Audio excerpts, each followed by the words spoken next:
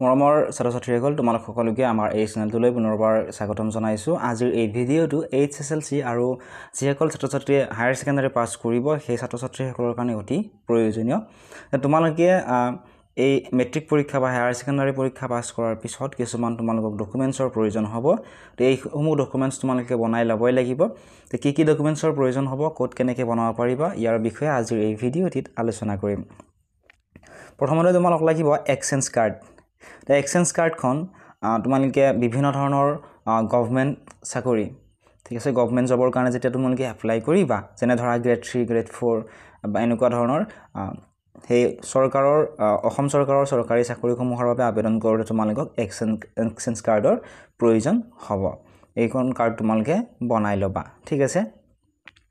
এই কাৰ্ডখন তোমালোকে ওচৰৰ অনলাইনৰ দোকানত গৈ বা মোবাইলত তোমালোকে নিজেও বনাই ল'ব পাৰিবা। যদি কেনেদৰে বনাব লাগে নাজানা, তোমালোকে কমেণ্ট কৰিবা, মই তোমালোকক এটা ভিডিঅ'ৰ জৰিয়তে বুজাই দিবলৈ চেষ্টা কৰিম। নেক্সট লাগিব তোমালোকক কাষ্ট চাৰ্টিফিকেট। যিসকল জেনেৰেল কাষ্টৰ ছাত্ৰ-ছাত্ৰী নহয়, অৰ্থাৎ জেনেৰেল কাষ্টৰ ছাত্ৰ-ছাত্ৰীসকলক কাষ্ট চাৰ্টিফিকেটৰ প্ৰয়োজন নহয়। যিবিলাক OBC SC ST যিবিলাক অন্যান্য কাষ্টৰ ছাত্ৰ-ছাত্ৰী আছে, তোমালোকক সকলোৱে কাষ্ট চাৰ্টিফিকেট এখন বনাই ল'ব লাগিব।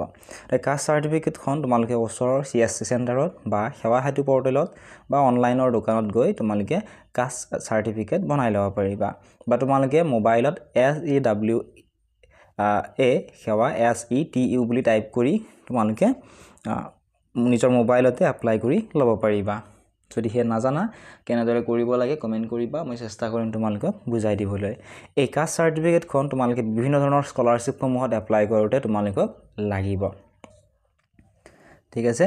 লগতে তোমালোকে গভৰ্ণমেণ্ট জবৰ কাৰণে এপ্লাই কৰিলেও কাষ্ট চাৰ্টিফিকেটখনৰ প্ৰয়োজন হয়, ঠিক আছে। নেক্সট তোমালোকক লাগিব বেংক একাউণ্ট। মেট্ৰিক বা হায়াৰ ছেকেণ্ডাৰী যদি পাছ কৰিছা বা তোমালোকে কৰিবা, যিটো হায়াৰ ছেকেণ্ডাৰী ৰিজাল্ট দিয়াই নাই, নিশ্চয় তোমালোকে পাছ কৰিবাই। গতিকে পাছ কৰাৰ পিছত তোমালোকক এটা বেংক একাউণ্টৰ বৰকৈ প্ৰয়োজন হ'ব। যেনে ধৰা ক্লাছ 10 পাছ কৰা ছাত্ৰীসকলে কেৱল নিযুত মইনা স্কীমৰ পইচা পাবা, বা হায়াৰ ছেকেণ্ডাৰী পাছ কৰা ছাত্ৰীসকলে যিসকলে তোমালোকে গভৰ্ণমেণ্ট স্কুলত বা গভৰ্ণমেণ্ট কলেজত তোমালোকে যিসকলে এডমিশ্যন ল'বা, তোমালোকে নিযুত মইনা স্কীমৰ জৰিয়তে তোমালোকে পইচা পাবা 12,500 টকা। মেট্ৰিক পৰীক্ষা পাছ কৰা সকলে 10,000 টকা পাবা। গতিকে সেই যিটো পইচা তোমালোকক দিব, সেই পইচাটো সোমাবৰ কাৰণে তোমালোকক নিজাকৈ এটা একাউণ্টৰ প্ৰয়োজন হ'ব। গতিকে যদিহে পাৰা তোমালোকে ষ্টেট বেংকৰ একাউণ্ট এটা ক্ৰিয়েট কৰি ল'বা, ঠিক আছে। তেতিয়া তোমালোকৰ পিছলৈ আৰু অসুবিধা নহয়।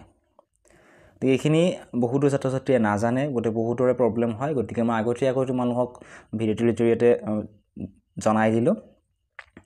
যদিহে ইয়াৰ ৰিলেটেড কিবা সুধিবলগীয়া আছে, তোমালোকে কমেণ্ট বক্সত কমেণ্ট কৰি সুধিব পাৰিবা। চেনেলটো যদি ছাবস্ক্ৰাইব কৰা নাই, ছাবস্ক্ৰাইব কৰি দিবা।